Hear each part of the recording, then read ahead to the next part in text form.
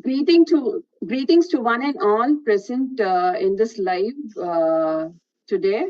I am Mrs. Nithya Shankar, ALP Astrologer, joining you from Chennai. Along with me is my friend Mr. Roopesh Naidu, who's joining us from Bangalore. He's a ALP Astrologer.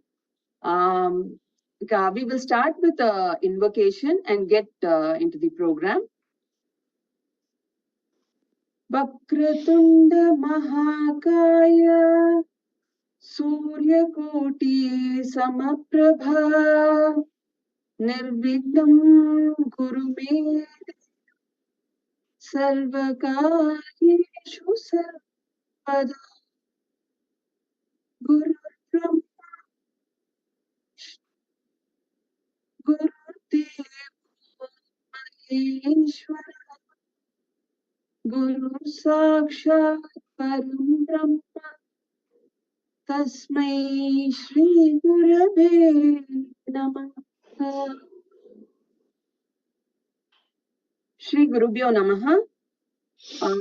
Today we will actually highlight the planet Venus and slowly understand how Venus plays a vital role in marriage compatibility. Because yesterday we had discussed about Mars and we had also mentioned that all the 9 planets play a vital role, right?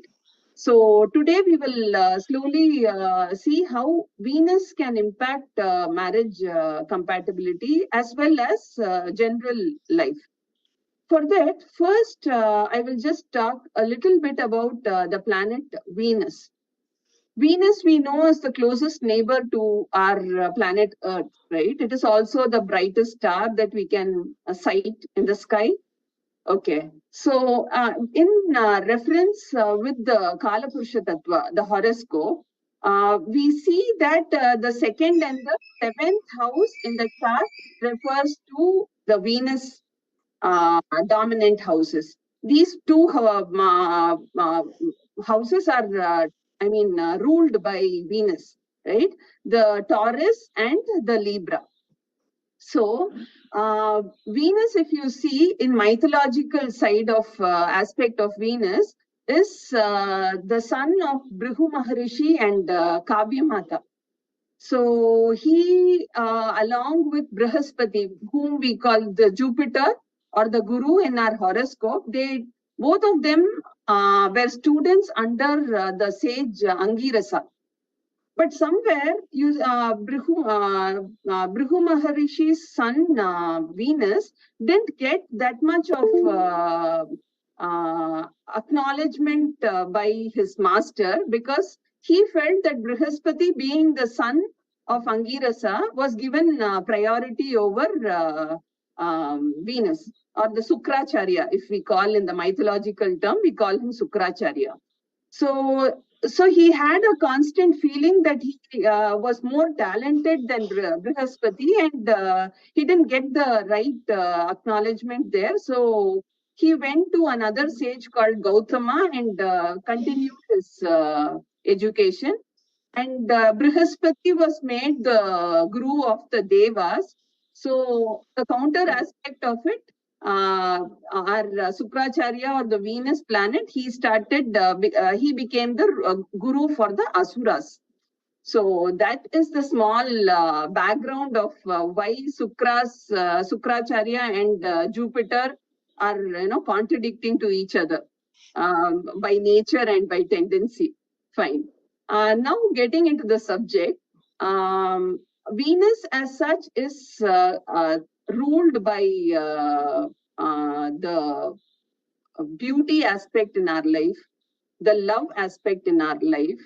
All the creative minds you can see is completely dominant with this Venus aspect. People born in this Venus love food. They relish, they like to have good meal. They are good in music, dance, any art form for that matter. They have lot of materialistic desires and are quite emotional person, very charming in their speech. you can see when a person is like very delicate in their look and feel, and they will be communicating or funnily even pulling the leg of the friend or any the other opponent, but it would be in good sense, pleasant words that the other person wouldn't even feel hurt by that. While on the contrast, if Mars is doing the same aspect, then it is not received well, because you can see all that dominance and the arrogance in that, or it will come across like that. Even if they are trying to be gentle, they can only do that much of gentle in their talks. So that way, Mars and Venus contradict each other, because naturally one person, the first house being the house of Mars, and the seventh house, which is the Libra, being the house of Venus, is just the opposite. This is on the top of its ego, and that is mellowed down. While they might also have their ego and self-respect in its place, but they know how to manage relationships. They are more social people. You can see wherever these Venus-dominated people are there, they'll be surrounded by a lot of friends. They like to talk. They like to enterprise themselves. They generally are very harmony.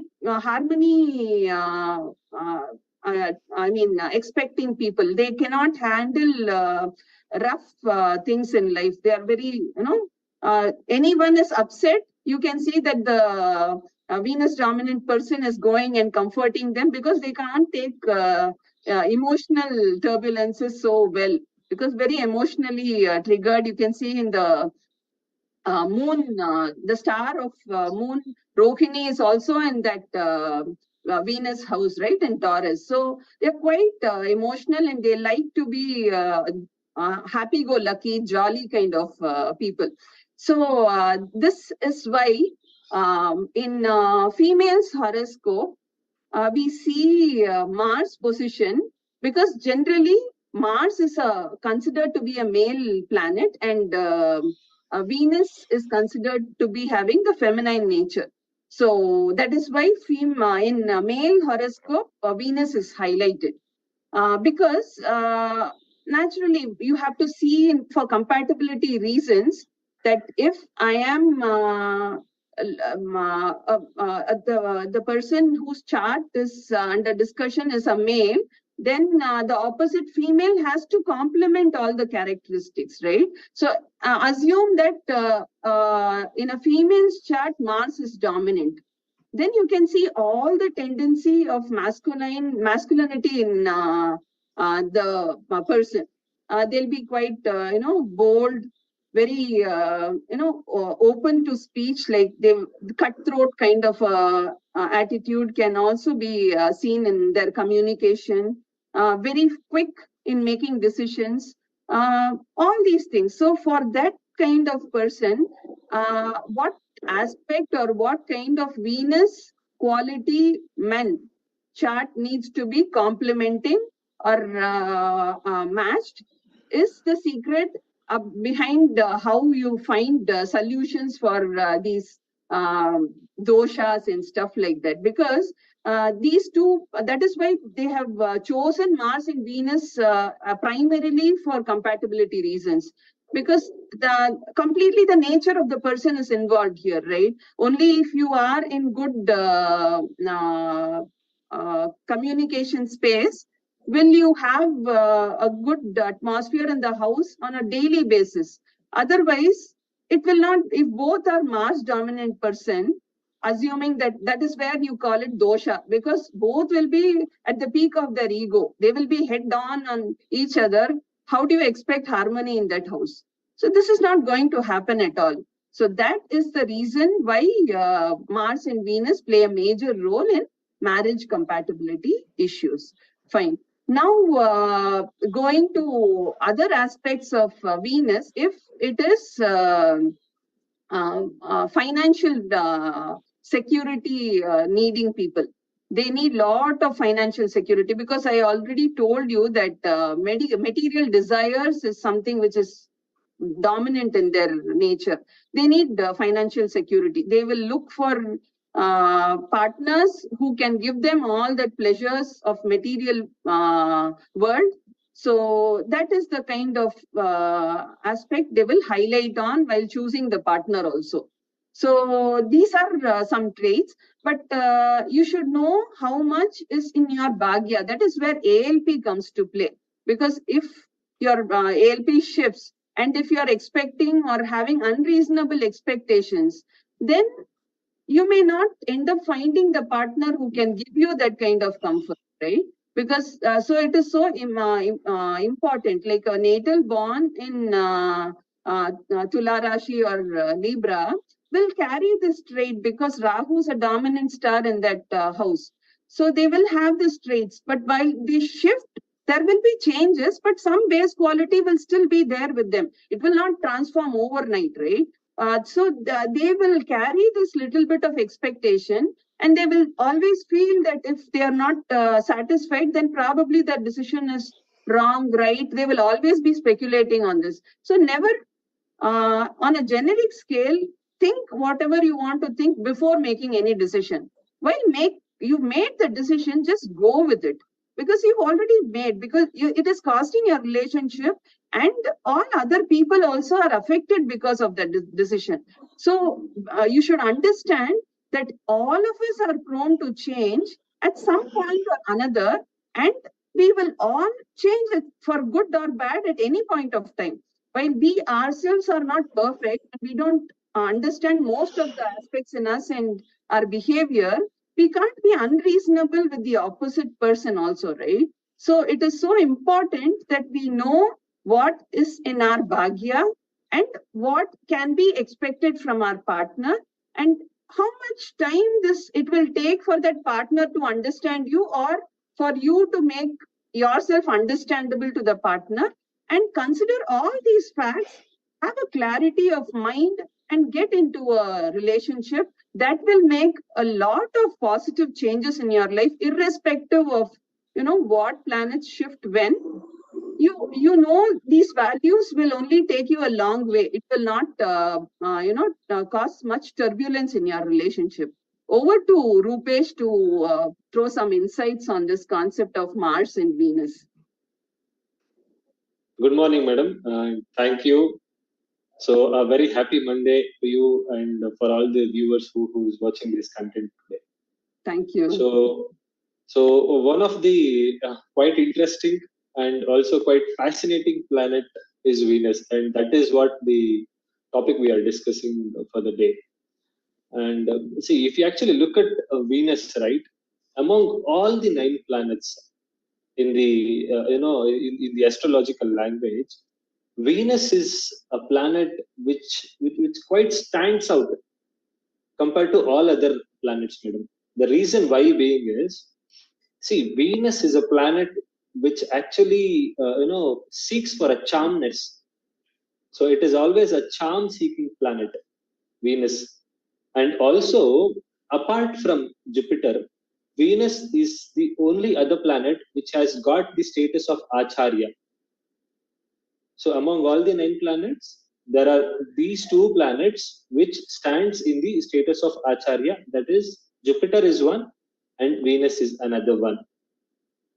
So if you actually look at the qualities of Venus, right? See, Jupiter is quite simple and wisdom-seeking planet, whereas Venus is a planet which, inside your materialistic comforts, inside your materialistic pleasures itself, he tends to seek the wisdom.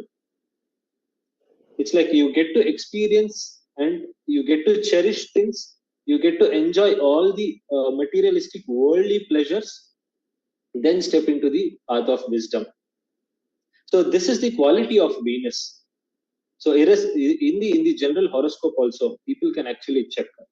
So wherever your Venus gets positioned, right, you will always be doing some or the other, value-seeking activities with respect to that bhava, because Venus is a planet which always seeks for a value addition, because it wants the improvisation of the quality of that house. Because Venus is what? Venus is, on the other hand, Venus also governs over the attraction. Venus always wants to be in that limelight. So these are all the qualities of Venus. And you were like rightly mentioning about the second and the seventh house. Yes, second house and seventh house is governed by Venus. That to here, the behavior of Venus changes in these two houses again, madam. So Venus in the second house always seeks for new additions. So what generally we talk about the qualities or the energy which is present in the second house, any sort of new thing that needs to get added in our life. Second house plays a very, very major responsible role in it. And that house is governed by Venus again. So Venus wants always new things to get added. The same Venus in the seventh house has a different sort of energy. It emphasizes or it exhibits an energy where the seventh house Venus always looks into the addition of company. Do I speak like Venus, madam? Yeah, you're already there. Because in the natural zodiac sign Tula Rashi, I was born in Tula Rashi. Okay. So, so Venus all, thank you. So Venus here always seeks for a company, like it adds the company, the seventh house Venus. So on that note, right, the 2 and 7, the complete control is given to Venus in the Kalapurusha Tattva. And apart from this, see, you are actually mentioning about the contradicting energies between Jupiter and Venus. One thing you have to also observe here is Venus is the planet which gets exalted in the 12th house. True. In the house of Jupiter. The same thing, if you see, it gets debilitated in the 6th house, in the house of Mercury. So it gets exalted in the house of enemy, right? In the house of Jupiter. Whereas he gets debilitated in the house of friend. Venus and Mercury are friends. But there he gets debilitated. Looks quite absurd. Yeah, true. But it has its own logic for it. Like I'll also be covering like why this sort of an activity is very unique for Venus. Yeah. And another thing, Venus, even though if it has the contradicting energy for Jupiter, always seeks the blessing of Jupiter. Because Jupiter, second house is what? Venus, second house is family, right? And the Karakatva of Jupiter is what? Jupiter is called as the Kutumba Karaka, the significator of family. Since second house is governed by Venus and the signification of the family is given to Jupiter, so Venus always seeks the blessing of Jupiter. Second house is what? Second house is wealth, right? What is Jupiter called? Jupiter is called as the Dhanakaraka, the significator of the wealth. So since second house is ruled by Venus, so here also Venus always seeks the blessing of Jupiter. So if you want to improvise your Venus, always make sure you are blessed by Jupiter. So Venus and Jupiter, these two are the planets which very strictly looks at the ethics of your life. So how principled you are, how good you follow your ethics, how good you perform your dharma.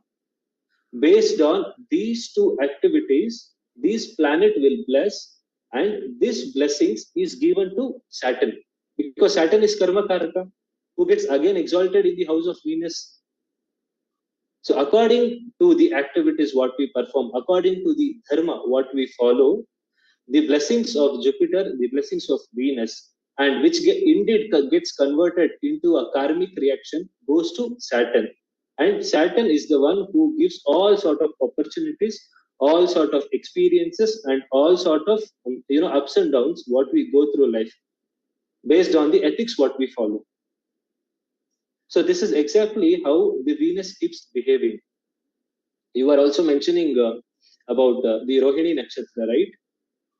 So Rohini Nakshatra, the star, the moon star.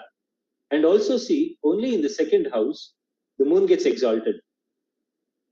In the house of Venus, moon gets exalted. That too, Venus gives the Purna Nakshatra space. the complete nakshatra space of moon remains in the second house, in the house of Taurus. And also, on the other way, just a small question. So, do you know, like, what is the most value-added consumable in this entire world? Just a small guess. Consumable, I think food is the primary, the basic. Yeah. Is... Yeah. In the eateries, which is the most value-added product? Sweets. Sorry? Sweets, you can do much better. Chocolates? Much better. This is a little tricky here. I think I just love all kind of sweets, so too many things are coming early in the morning now. So those are it's ice cream. Wow, yeah. It's actually ice cream because the second house contains Rohini Nakshatra. The moon sits in the second house. Moon is generally what? The karakatva of food, right? Yeah. And second house governed by Venus always looks for value addition there. True. Since the Purna Nakshatra Rohini is present in the second house, and also the quality of Venus. If you actually look at the Shukra mantra, that is the shloka given for Venus. Yeah, it tells that Venus is Himakunda Mrinalabham, which means the one who looks like the charm of the snow, who has the that snowy texture. Mm. So in the second house, the cold planet Chandran, that is moon, who sits there with the charmness of Venus. Venus. Ice creams are what? Very attractive, right? They decorate it. Yeah. They give it in different forms. They give it in different toppings. All these things. If you actually look at the product, it is all the value addition what they do. So Venus is a planet which always seeks for value addition. And on the other hand, Venus is what? Venus is called as the Kalatra Karaka. Right? The one who is very, very much responsible for the marital life and also for this house. In the male horoscope, he behaves like he is the one who indicates wife. So the Kalatra Karaka. So how does a guy gets chosen? With all the value addition, whatever he has in his life, right? True. So this is exactly what we are supposed to do. Like generally, whenever we come across the horoscopes where exclusively for males who has very delayed marriage, or still who is seeking for marriage, who still wants the blessings to get married, right? The only two things what they have to do: check the placements of Venus and Jupiter. Do perform the dharmic activities of Jupiter in whichever bhava the Jupiter is placed and get the blessings, and do the all quality improvisation of whichever bhava the Venus gets placed. Just these two activities will improvise your Venus and will also improvise your Jupiter, and automatically the power of Venus improves in your horoscope, which will pick a spouse for you. It is as simple as that. And also, when we actually talk about the exaltation and debilitation points of Venus, right? Venus gets exalted in the 12th house. 12th house is what? 12th house is the house which actually talks about our Shayana Sukha. So the bedroom comforts, the bedroom pleasures, it is what? It is our 12th house. And Venus being what? Venus is also called as the Bhoga Graha, which actually, what to tell? It experiences, it wants the experience of the materialistic. Yeah. Exactly. The pleasure. So that is the reason Venus is getting exalted in the 12th house, in the house of Jupiter. Jupiter is what? Jupiter is ethics. Jupiter is ethics. See, that is the reason the concept of marriage gets inside.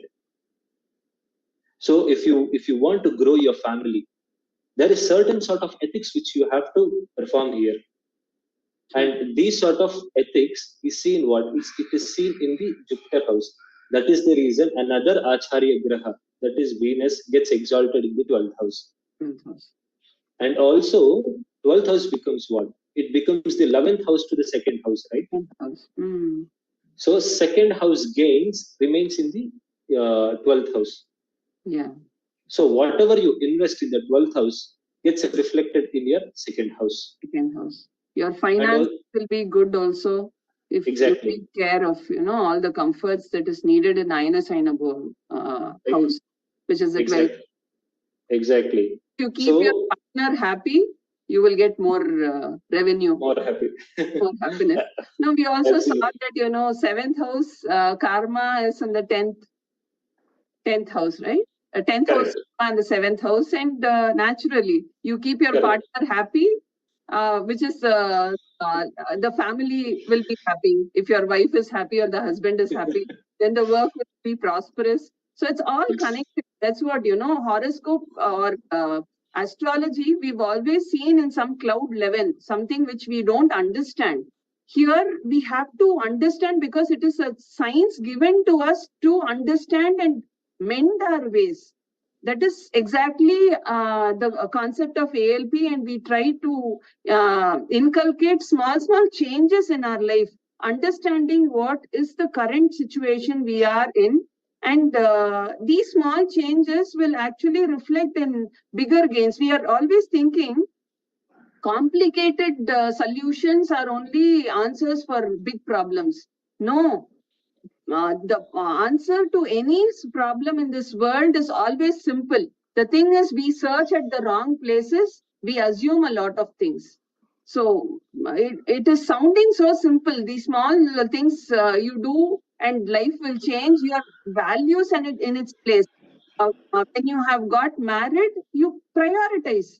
Your family is first. You have to prioritize, give the time, the space, give equal opportunity to voice out the decisions or sit at the table, discuss everything. We may have a lot of aspirations and we may think by doing something we will be able to achieve. Your partner might not be in alignment, but you should learn to either convince your partner or get convinced. But do that and don't bottle up that emotion. If you have understood that simple logic of life, any marriage will work. See, why people think for divorces or separation? Just because the wife or the husband was a choice made. Do we ever think about children or parents like that? We never do that because nature has given it. You don't have a choice to change. Whether you are liking them, not liking them, you are staying with them, not staying with them, your karma is tied. You don't take care of them, you are adding your bad karma. If you are staying and taking good care of them, you are creating good karma for you. Similar is applicable to your partner also. Divorce and all these things are just papers. Do you think that in Akashic records, this is going to add any value? Not at all. This is actually exactly the reason why Venus gets debilitated in the 6th house. 7th house is what? 7th house is house of spouse, right? 7th house is governed by Venus. So 6th house is what? 6th house is the Shatrusthana, the house of our enmity. So do you want to become an enemy to your own partner? Obviously not, right? Obviously not. That is the reason in the 6th house Venus gets debilitated. Since 7th house holds the the energy of adding a company, so Venus doesn't like any sort of enmity with the 1st house. Yeah. Can we this is exactly the reason. Horoscope, Roopesh? Yes, definitely. This is for Mr. Karthikeyan Mani. His date of birth is 27.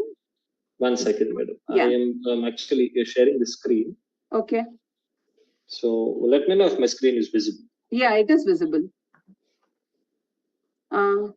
Yeah, it's perfect. So can I get the name of the native? Karthikeyan Mani. That's the ID. I think it's for him only. Okay. The date of birth is 27/27/05. Okay. 1989. 1989. Okay. And time is 12:10 a.m. 1210. AM. Okay, place of birth? Madurai. He wants to know when will marriage happen, why there is delay.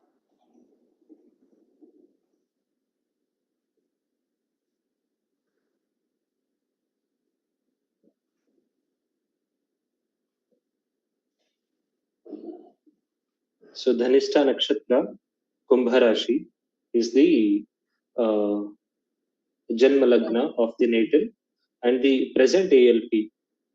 The present ALP is Vrishabha Lagna, that too in Rohini star. See how contradicting it is. We spoke about Rohini and we have got a horoscope about Rohini. Exactly. So this is exactly what the Shakuna speaks about, madam. Here itself, we can actually confirm by the end of Rohini second quadrant, that is by 30th June 2023, the marriage seeking what is happening to this natal, it'll end up in a very positive mood. Exactly. You can also see the activation bhava here. It's the ALP Lagna itself.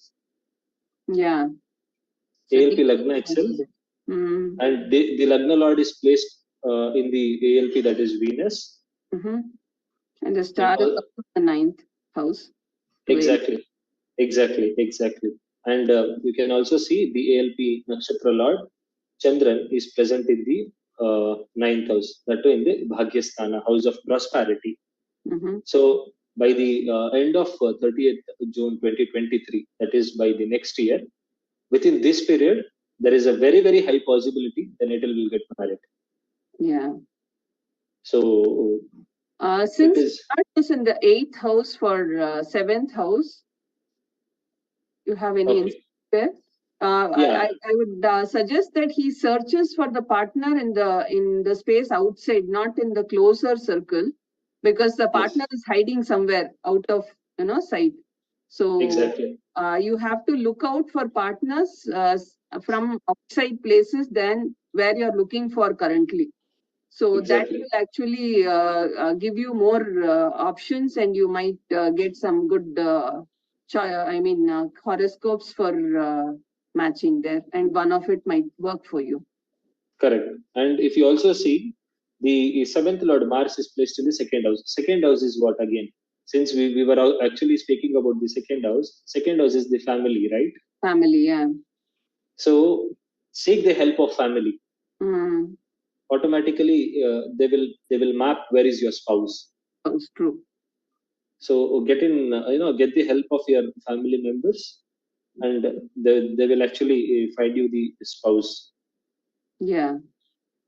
So, and also you can look for, since Saturn is in the 2nd house to the 7th house, someone in your work place can also help you with this marriage. Yeah, the possibilities are very high. The possibility is very high. So, very high. For choices there, Mr. Karthikeyan, we wish you all the very best, and we pray that your marriage happens very soon in the timeline mark, and all the planets are favoring you for a prosperous life ahead. Can we see one more horoscope? Sure, madam. The name is Srinivasan.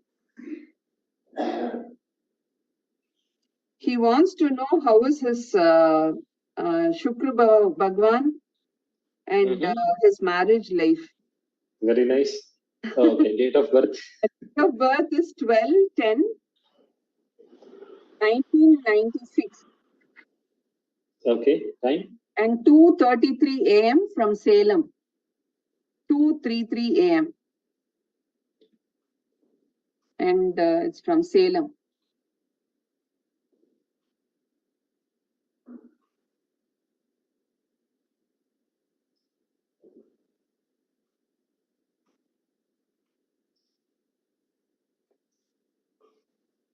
Placement of Venus in the Lagna. The question also is asked. Well, yeah. I think those kind of horoscope people are only connected today. How beautifully the planets work. We get so happy whenever we see that we talk of a topic, and this has never failed. Exactly. And if you also look at the we get Bhukti, chat relating to that only. Correct. If you also look at the Bhukti, right? Yeah. He's currently running the Venus Bhukti itself. Yeah. So Hasta Nakshatra Kanya Rashi. So the birth Lagna was Simha Lagna at the age of 26 years. Now the present ALP Lagna again in the 7th house, natural zodiac, Venus house. Venus house, that's right. Okay, the Lagna Lord in the 11th house.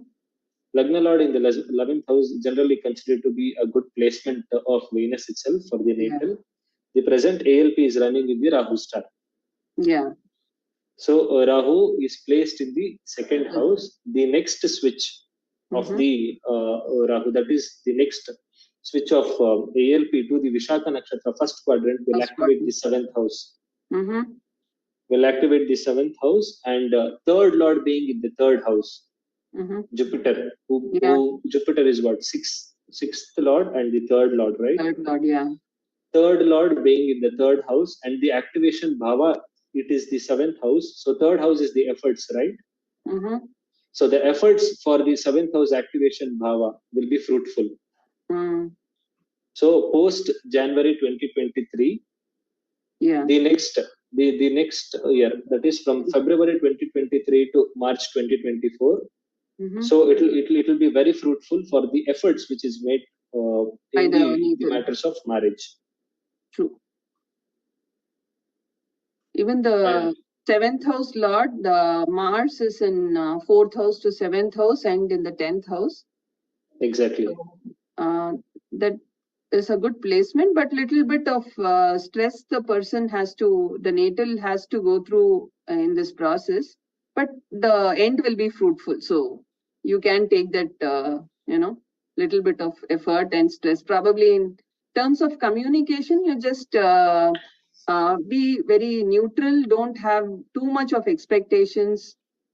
Keep just see if you like the background and the person. You should just consider and go. Don't get too much with the expectation list, because that might, even the other person might have their own likes and dislikes. So don't highlight too much on your priorities. Just go with whatever is your, inner feeling, because both of you will like each other.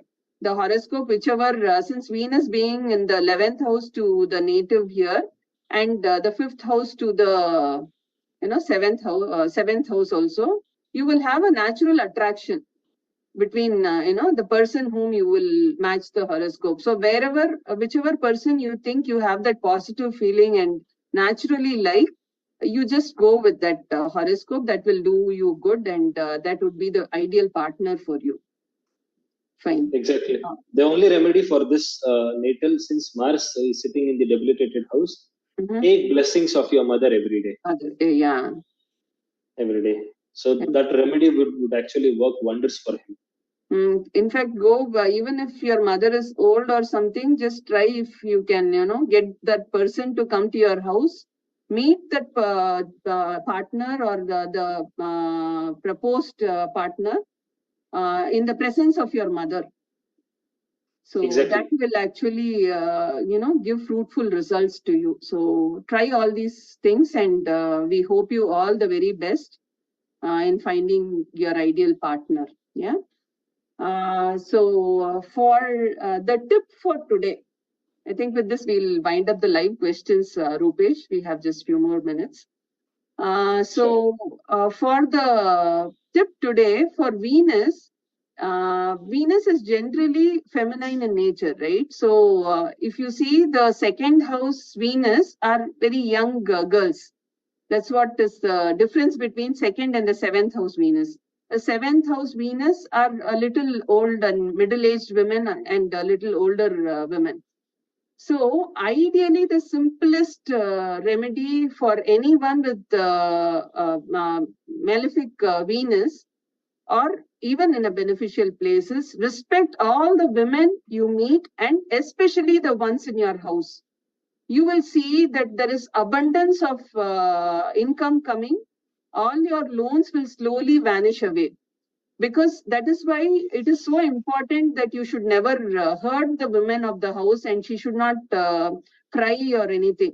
Try to talk and convince in your own means, but never go to the extent of hurting someone's emotion, because that is a negative karma you're seeking for your own self. They might be right or wrong, but politeness and with love, you can just rule the world, right? So these are the very small tips in your daily life you can practice. This will make your income better, your life better, your family better, your happiness better. And I think if all these factors are better, you will be a very happy and a successful person yourself. I have another small tip for all the viewers. To improve your Venus, right? The only thing what you have to work in your house is, don't keep your bedrooms messy. Don't keep your bedrooms messy. The more messier your bedrooms look, the more negative effect of the Venus becomes more in your horoscope. 12th house, the Venus gets exalted. 12th house is what? That's your feet.